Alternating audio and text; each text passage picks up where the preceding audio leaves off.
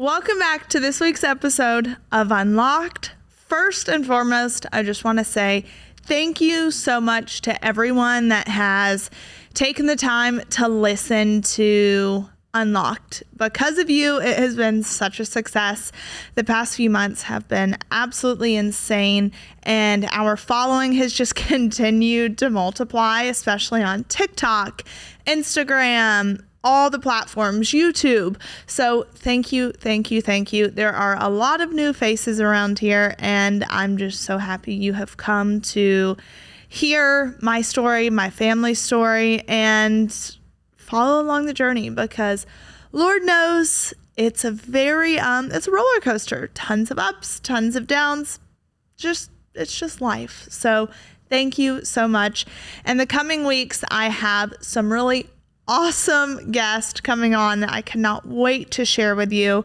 We are kind of going to be going into a little criminal justice the next few weeks. We have Alice Marie Johnson coming on, and if you don't know her, she is a woman that Kim Kardashian worked with to help get pardoned, and her story is absolutely insane. I got the pleasure of sitting with her at a women's luncheon a few weeks ago, and it was such a God thing that we were sitting next to each other, and honestly that we were both there, and you will hear that story in our episode. I cannot wait to film that. She is just an angel on earth. And we have a guy by the name of Jamal Truelove coming on the podcast and trying to nail down my lawyer, Brett Tolman, for an episode, because you guys seem to love those episodes with the lawyers to hear their perspective, where things are at, where they've been, where they're going. And his story is pretty insane, just his career as a whole and what he's doing. So we're doing that, but this episode is actually, that we're filming now, is actually going to air on August 13th. So that is a week from today. And for those who don't know, my birthday is August 11th. So I figured let's do an episode to start off this next year of my life, give you guys some insight into where my life's at, hopes, dreams, aspirations, on what I hope to happen this year. And we're going to try to start this year off with a bang. Hopefully it's a good one too, because Lord knows we don't like a bad bang. Okay. I did not, oh God, did not. Yeah, no, I'm not going to ask you to take that out. I just didn't mean for that to come across the way that it came across. Yeah, Sean saw that come from a mile away, but I did not. So anyways, August 11th is my birthday. I will be 27 years old, which is wild because I feel like I'm 37 after the past 2 years of my life, but it's okay. I will say for my birthday, my mom has always been the one to make my birthday like so special, celebrate it. And it's really hard not having her here. Holidays suck in general when you have a loved one that is not here with you, whether that person has passed away or you just don't have the ability to be together on a day-to-day basis or really communicate that well. So it's tough. It's getting easy. I don't know if it's getting easier, honestly. I just think it's becoming our new norm. And this next year, I'm trying to figure out what my intention for the year is going to be. I know that the past year of my life, my word was intention, intentionality. Be more intentional about the words you say, the actions, just everything. Because when you're more intentional, I believe that ventures become more fruitful, whether that's relationships, job opportunities, whatever it may be. If you are intentional, I believe you will bear the fruit of that. And this next year, it's kind of crazy to see how this past year is wrapping up for me and the opportunities that have been thrown my way. I never in a million years thought I would be in some of the rooms that I'm in right now and meeting the people that I'm meeting.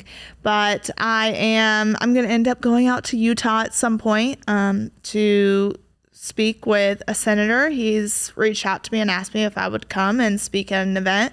And when I was asked that, I was kind of mind blown. I was like, holy cow. I never in a million years thought that this is where my life would lead. But I've had a lot of people asking me on social media, do I want to get involved in politics? Do I see that as a life for me or the pathway that I'm kind of going down? And never in a million years did I think this is where my life would lead.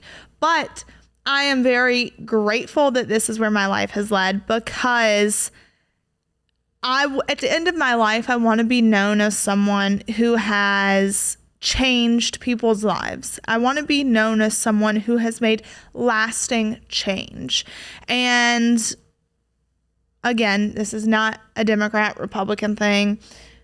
I know where my heart's at, and I know the things that I want to see happen. And I'm going to have to be working with people on both sides of the aisle to hopefully come to some common ground when it comes to criminal justice reform as a whole and the things that I hope to see accomplished, because we do have a system that is so incredibly broken.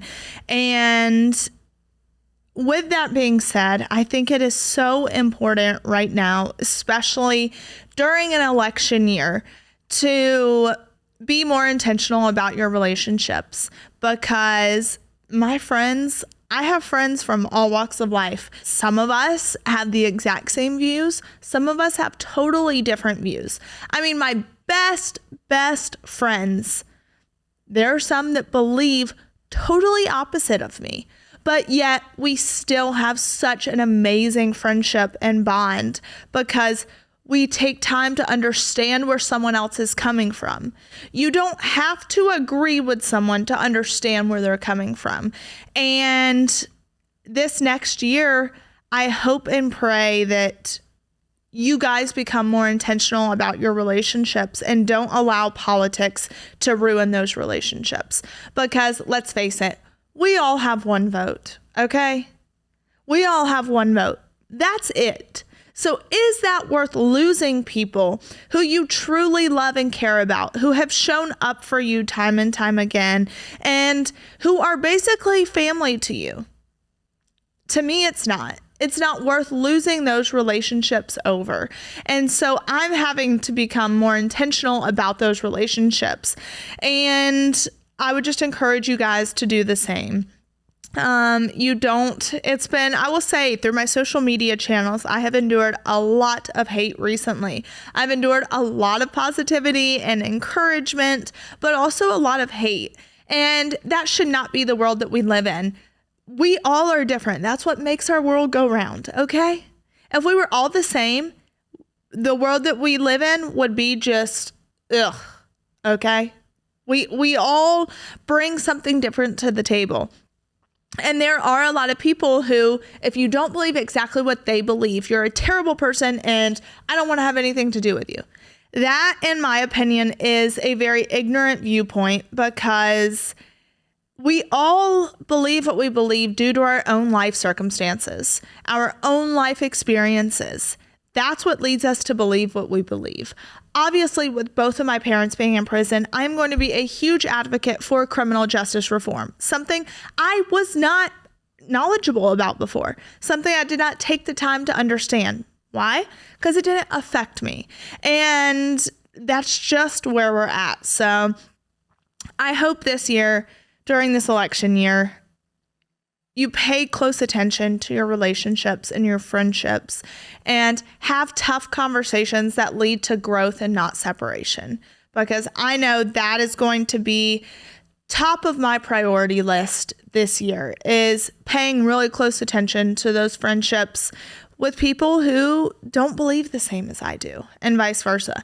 So just remember that. Please, please, please. There is no politician that's worth you losing the people who have always been there for you and the people that you love and respect. If you've listened to the podcast for a while, then you know my life is absolutely insane. It is 24/7. I have a gazillion different jobs, taking care of kids, and also going and visiting mom and dad. And when it comes to mom and dad, I can actually send them letters, or for mom, I can send her books. But in order to do that, I have to mail these off. I have to have stamps. And let me tell you, the stamps.com mobile app is my 24/7 post office. You can take care of mailing and shipping wherever you are, even on the go, with the stamps.com mobile app. All you need is a computer and a printer. They send you a free scale, easily scheduled package pickups through your stamps.com dashboard, and automatically see your cheapest and fastest shipping options from different carriers. Stamps.com does more than just small business mailings. From small businesses to multi-location organizations, Stamps.com handles all your mailing and shipping needs while reducing cost and increasing profit. Seamlessly connect with every major marketplace and shopping cart if you sell online. Access the USPS and UPS mailing services you need to run your business right from your computer or phone anytime, day or night. No lines, no traffic, no waiting. And you can get rates that you can't find anywhere else, like up to 89% off USPS and UPS. You can order shipping and mailing supplies, labels, and even printers from the supply store when you run low. Guys, Stamps.com has made sending mom and dad letters and packages so much easier. Just when I thought, this is really tough, I can't keep up with it, but I want them to get these packages from me so they feel a little bit of home. Stamps.com made it all possible. If you need some help when it comes to this area of your life and you need to put more life into your work-life balance, you can do it with Stamps.com. Sign up with promo code UNLOCKED for a special offer that includes a 4-week trial plus free postage and a free digital scale. No long-term commitments or contracts. Just go to Stamps.com, click the microphone at the top of the page, and enter code UNLOCKED. With my birthday coming up, I just like to think of this next year. I don't know if it's I don't know, honestly. Like, I look at 27 and there's so many things I hope to happen. I hope and pray that mom and dad come home. I hope and pray that I have the ability to make lasting change. I know that I'm working with my lawyers and another group of people to put some initiatives in place that I have come up with. I'm partnering with pray.com. There are so many things that I hope to see come to fruition. And I hope 27 is a year full of growth and rebuilding and giving myself also a little grace to not have to be perfect and accomplish all these things within 365 days. It's going to take time. But when it comes to mom coming home, it's so crazy, the dreams that I have had recently. I have not spoken about this, but I don't really dream, first off. I don't wake up and remember my dreams. I cannot tell you the last time before recently that I have actually had vivid dreams. But the past few weeks, ever since we got the word on the appeal and mom's resentencing, I have been having the same dreams over and over again. And that dream is mom at home. Mom at home and me just saying hey, we're gonna figure this out. I'm here. Here's this, here's that. It's so weird because it's just she's at home and everything was back to normal, are the dreams that I've had. And the night before last, I had a dream of her taking Chloe to get her hair done. And I was like, thank God you're back. Thank God. I just looked at her and was like, thank God. And I hope and pray that that is God's way of speaking to me, telling me that this too shall end. This is coming to an end and she's going to be home sooner rather than later, because that's the only dreams that I've had recently is just her coming home and her being at home, to the point that I wake up And I'm kind of like disoriented, and I'm like, wait, what is happening? Because it feels so real. And I'm trying not to get my hopes up because, let's face it, a lot of things within this legal battle have not gone our way. So I expect the worst, and anything else that is better than that is a win. But I don't know if I've done a podcast since we heard back from actually I did a podcast after we heard back from the appeals court.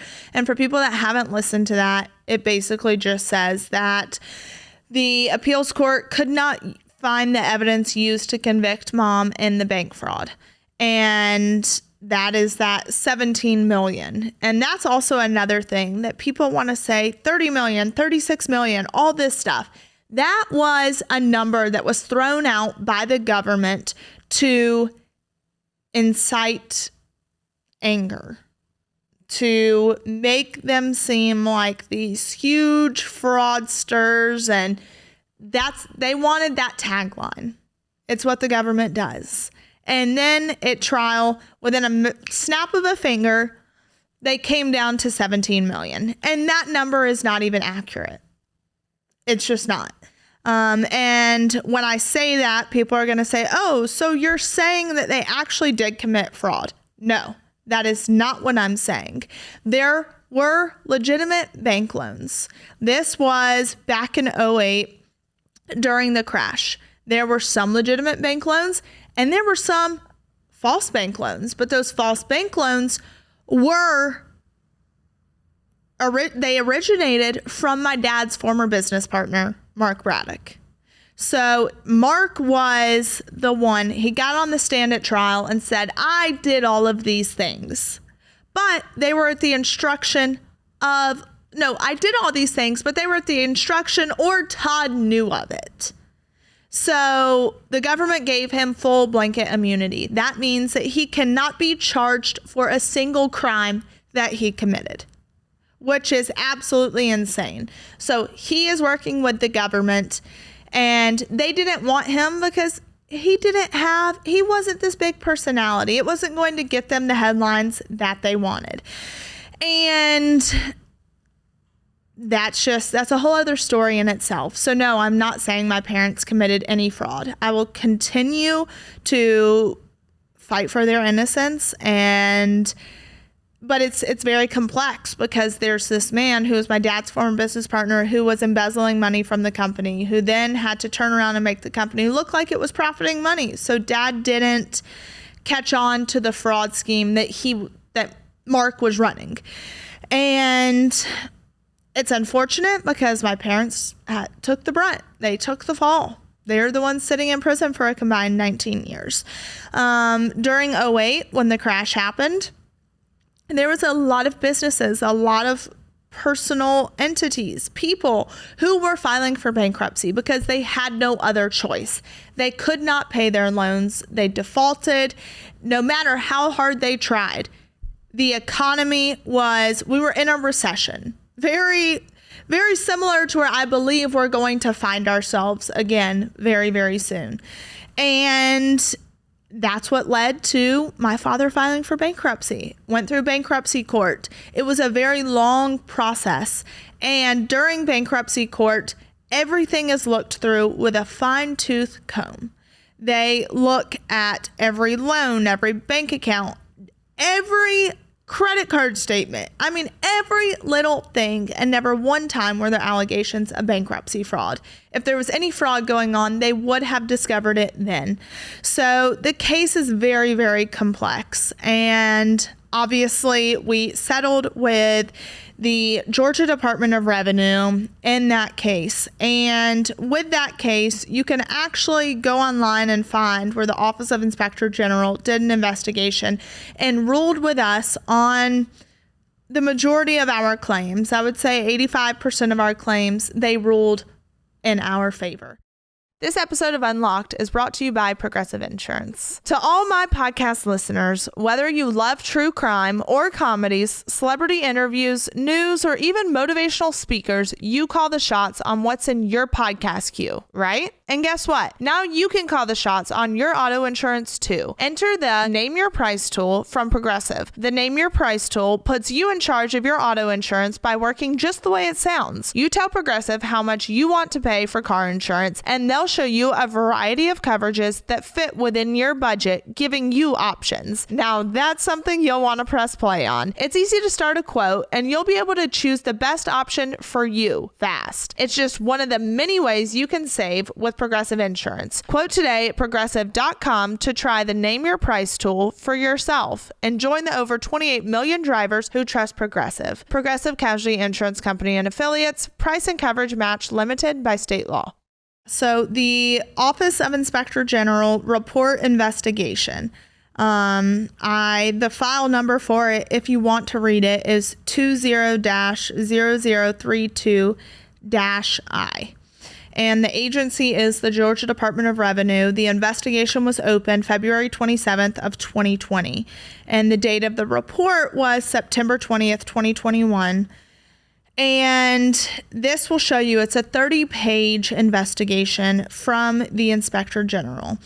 And you have the background, the basis of the investigation, action taken in furtherance of the investigation, the allegations, findings, and results. And this is there were three unsubstantiated claims. But they never denied them. They were just unsubstantiated. But for number one, Department of Revenue, OSI, violated state law. So first off, this investigation, because a lot of you have been asking me questions about this. I did a question and answer on my Instagram yesterday, and a lot of people are confused when it comes to the state case and the feds case. The state case started back in 2012, somewhere around there. They started investigating. And if it was not for the state case, there would never be a feds case. And the state and the feds worked hand in hand. It was a very, very, very messy case. There was a point in time to where Georgia Department of Revenue agent, or OSI agent, Joshua Waits, he sent a text message at some point in time to another individual who was involved in the case that likes to deny their involvement in the case. He sent a text message to this individual saying, looks like Todd's gonna need a different lawyer than what he's used to. And this person responded and said, "What does that mean?" And he said, "We have a meeting with the feds next week." So they were working hand in hand on this case, and the state turned over a lot of stuff to the feds, but the state case was very, very tainted because there was so much corruption. They destroyed evidence. If you go to my father's Instagram and go back a few years now, he actually posted audio recordings from the commissioner and a bunch of other higher ups in the state of Georgia talking about wiping government devices clean of anything that has to do with the Chrisley case and admitting that they knew what they were about to do was illegal. And I believe that's why the book got thrown at my parents, because of all the things we were uncovering. So that's kind of the explanation between the state case and the feds case. Unfortunately, at the federal trial, the judge would not allow us to speak on any of the corruption that was going on at the state level, which I do not believe was fair, because there would never have been a federal case if it wasn't for the state. So that's that explanation. But the Department of Revenue, OSI, violated state law by failing to properly remit state asset forfeiture funds to the state general fund. Number two, OSI personnel abused the Financial Crimes Enforcement Network, FinCEN, by submitting a false certification. Number 3, Director Waits violated state procurement rules by purchasing a 2015 Ford F-250 Super Duty truck. Yes, use state funds to purchase a new truck. OSI improperly issued agency vehicles for personal use by civilian employees. Number 5, Director Waits and other senior Department of Revenue personnel posed for photographs on furniture seized from Todd Chrisley. So they actually would find photos of Dad laying on his bed or sitting in a chair on the show, and they would find that furniture and mimic how Dad was sitting. Mind-blowing. It was a weird, creepy obsession that went on. Number 6, a conflict of interest existed when Pippin's Barbecue, a restaurant owned by Department of Revenue Commissioner David Curry, catered the 2019 DOR OSI Christmas party. Number 7, DOR failed to implement proper internal controls governing the management of a bank account created for use in undercover criminal investigations. Number 8, DOR failed to implement proper internal controls governing the management of mobile devices. Number 9, they say is unsubstantiated. DOR personnel engaged in undisclosed personal relationships. Number 10, unsubstantiated. DOR OSI improperly utilized state asset forfeiture funds to pay an OSI employee for landscaping services. And for people, this is kind of like the basis for the whole investigation. Because a lot of you are probably wondering, okay, why is this important? Well, first off, if you live in the state of Georgia, you need to know the corruption that is occurring. Number 2, when you start to hear the basis of this investigation, it's going to cause you to question every piece of evidence that the government set forth. And the basis for the investigation. On January 24th, 2020, former Deputy Attorney General David McLaughlin referred to OIG a complaint his office received from Chris Anulowitz, partner at Balch & Bingham LLP. The complaint alleged Director Waits falsified an employment application and lied about his educational history. Anulowitz obtained the information through open records request while representing Todd Chrisley in a civil lawsuit filed against Director Waits. Following receipt of the initial complaint, OIG met with Anulowitz on February 4th, 2020 to gather additional details concerning the falsified application. Anulowitz raised other allegations against Director Waits, including concerns with Director Waits' background, prior complaints filed by private citizens against Director Waits, and use of state asset forfeiture funds collected by DOR through civil asset forfeiture. OIG opened an administrative and criminal investigation into the matter. Initially, OIG limited the investigation to Director Waits' employment application. OIG eventually determined that Director Waits provided false information on the July 2015 employment application related to his appointment as director of the OSI. Specifically, Director Waits represented that he had obtained an associate's degree in criminal justice from the University of Northwest Florida. OIG verified through interviews with Director Waits and the National Student Clearinghouse that Director Waits does not have a degree from the University of Northwest Florida or any other educational institution. OIG referred the matter to the Prosecution Division of the Attorney General's Office to review and prosecute. After concluding the initial investigation, OIG opened a second administrative and criminal investigation to address remaining allegations, including a review of Director Waits' leadership of OSI. This, in turn, led to new allegations concerning other DOR personnel. The scope of this report is limited to the administrative aspects of this second investigation, including a substantive review of the most material allegations and OIG findings. In addition, in furtherance of its agency mandate, OIG offers several recommendations for DOR's consideration. So they will go into how they investigated this, the allegations, let's see. I want to find some of these. Okay. However, this is how they how they failed to properly remit state asset forfeiture funds. This is absolutely insane. Under the leadership of Director Waits, DOR OSI failed to properly remit over $5 million collected via state asset forfeiture from July 1st, 2015 to the date of Director Waits' termination on March 11th, 2020. Instead, DOR OSI spent approximately $3,129,122.40 on what DOR OSI deemed proper prosecutorial purposes. These purchases included reimbursements for work-related travel expenses, software licenses for forensic computer equipment, and payments for financial institutions for records produced in response to legal processes. However, several expenditures were at best questionable and would likely be deemed wasteful and unnecessary.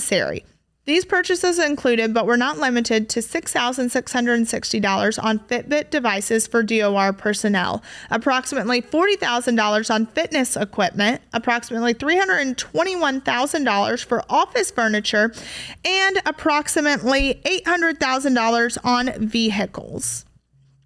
Because each purchase made by DOR OSI using civil asset forfeiture funds was unlawful, OIG did not conduct a full audit of all expenditures. Which is absolute. There should have been, I appreciate the investigation that they did, but if they would have gone into it even further, they would have found so much more corruption. And then when you go down into, you're going to have to read this investigation for yourself, because they quote people who they interviewed. They have internal emails. They have the photos of this agent in the furniture that sitting next to text messages of him sending photos of him in furniture being like, hey, look at me in Todd's bed. Really weird. Really, really weird.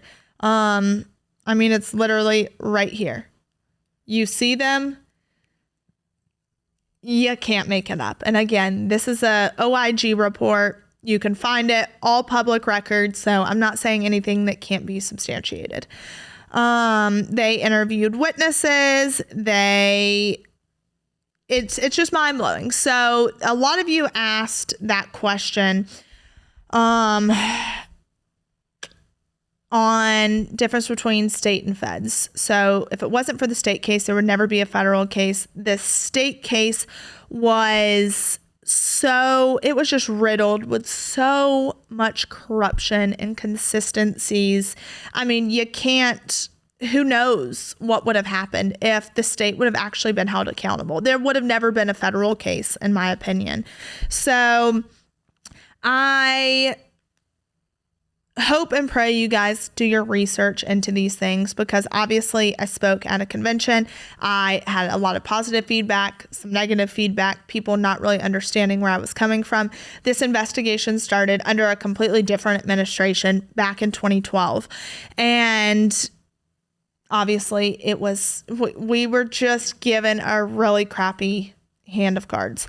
So I'm going to continue to see this through. I'm going to continue to see that the people that were involved in our case are held responsible, because until that happens, God only knows how many other people this has happened to. So if you're listening to my podcast and you are in the state of Georgia and something similar happened to you, or you had a run-in with people that you see in this OIG report, please, please, please contact me or my publicist. Her information is in my Instagram bio, because I would love to hear your story and see how I could potentially help you, or how our case could potentially help you, because the corruption, it does. It runs deep. I used to think, oh my God, people that say that, you're just mad because you were found guilty. No, I'm telling you, 1 in 20 criminal cases result in a wrongful conviction. I would argue that it's more than that. So with my rant that I've been on, I guess we could say 27 is hopefully going to be filled with holding people accountable and me continuing to educate myself on our justice system and the ins and outs, how it operates, and how I can help other people and help bring justice to families who are enduring the unthinkable.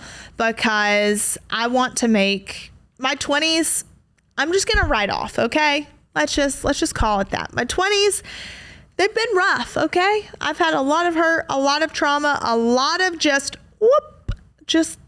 downhill, just downhill. So I'm going to save the celebrations for 30 and on. I am going to use my 20s as my building years to hopefully get to where I want to get to. And this year, I don't know how I'm going to celebrate. When you hear this, it'll be a day or two after my birthday. So I'm pretty sure we're just going to have a chill, low-key birthday celebration with the kids. And I may go see Mom the Friday before. And yeah, that's pretty much where I'm at. So I hope you guys enjoyed this little breakdown. I will post on my Instagram the day this comes out a link to that OIG report so you can help to educate yourself. And until next time, I again appreciate you guys listening to the podcast. And we're going to be going into our criminal justice reform side of things. You're actually going to hear from a wife next week. You're going to hear from a wife of a man who is currently incarcerated at FPC Pensacola. I felt like it was time you guys heard some of the abuse and corruption that is going on from someone other than me, because sometimes it sounds like a broken record and it's hard for you guys to believe that what I'm saying is actually accurate. So you're going to hear from this wife, and then we're going to go into Jamal Truelove, Alice Marie Johnson, hopefully some lawyers of mine, and give you guys a breakdown of just other people's stories and the injustices that have happened to them, and then their redemption moments and where they're at in life now. So I love you guys. Thank you. Don't forget to subscribe to our YouTube channel. You can watch the episodes there. You can see it in video, or you can listen on any podcast app. So thank you. And until next time, God bless.